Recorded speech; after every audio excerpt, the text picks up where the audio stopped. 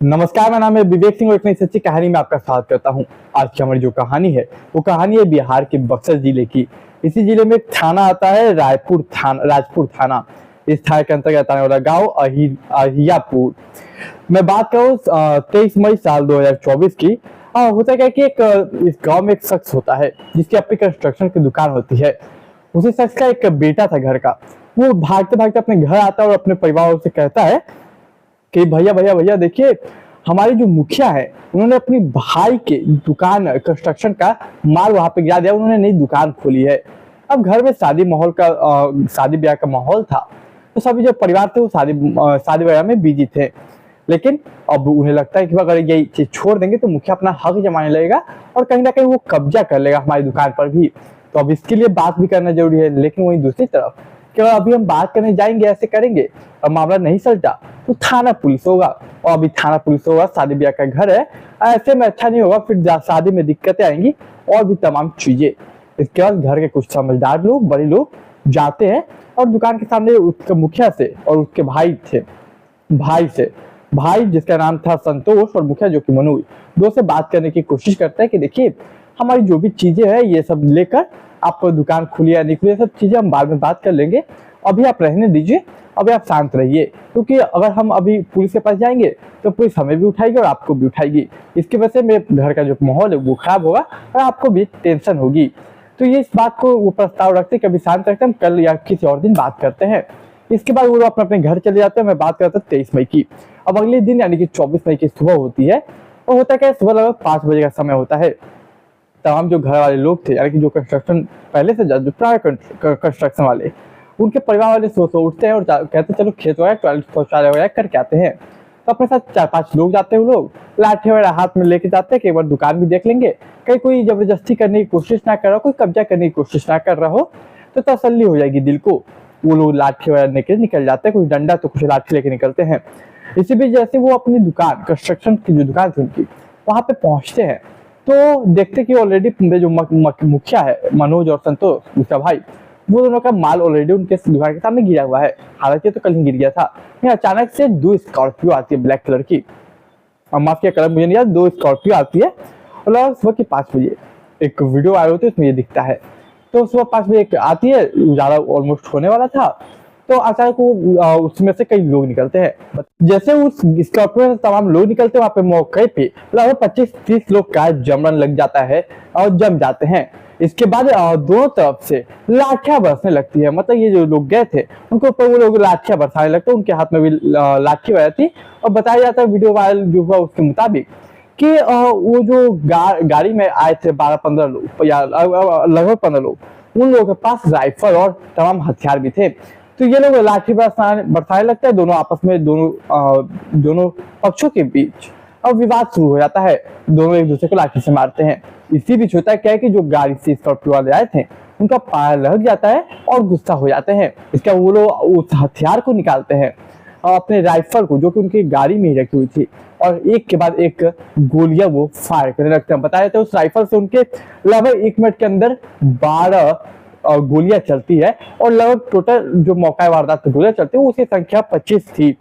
25 गोलियां चलती है। इसमें कुछ गिने चुने सिलेक्टिव लोगों को मारा गया था, ऐसा दावा किया जा रहा है। जिसमें से एक ही परिवार के 5 लोग थे, जिसमें से एक सुनील सिंह यादव था, उनके पिता दयाशंकर, दूसरा विनोद सिंह यादव विनोद सिंह यादव जिनके पिता बब्बन, तीसरा वीरेंद्र नाम का शख्स जिसके पिता कशिश, उसके बाद चौथा मंटू और 5वां पूजन।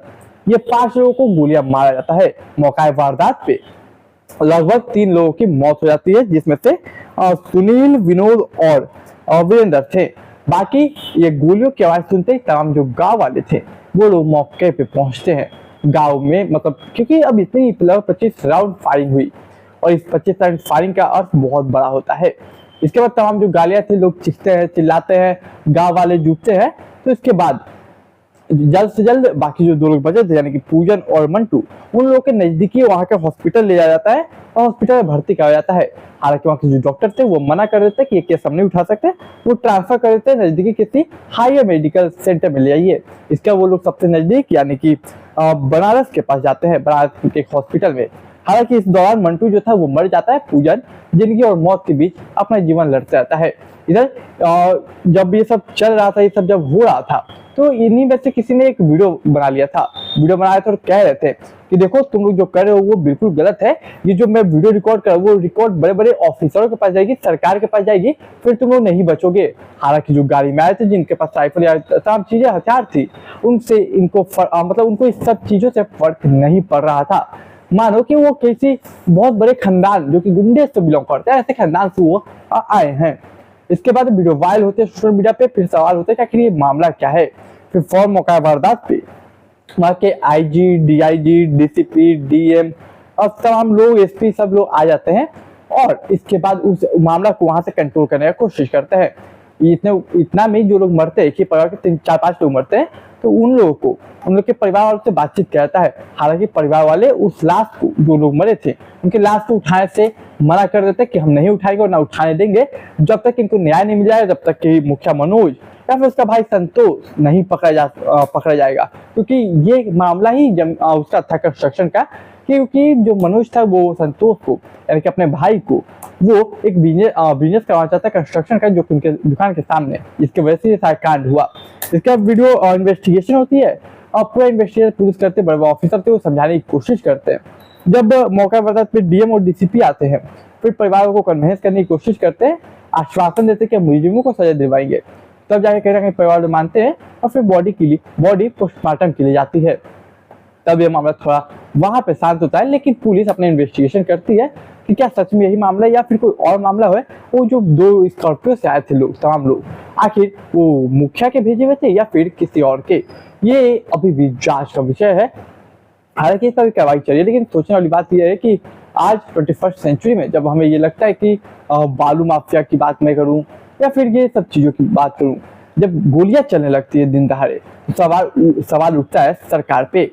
हालांकि इनके परिवार ने भी कहा कि नीतीश जी जब तक नहीं आएंगे हम इस लाश को नहीं उठने देंगे। वो तो हालांकि बाद में कन्वेंस करें, वो कन्वेंस हो गए, तब जाके लाश को ले जाया गया, हटाया गया, लेकिन मामला आज भी चर्चा का विषय जरूर है। तो बताइए कि इसमें गलती किसकी थी और क्या ऐसा बिहार में अभी भी होता है, ये क्या सही है, क्या इसको चेंज हो जाना चाहिए? आप अपनी राय विचार कमेंट बॉक्स में रख सकते हैं।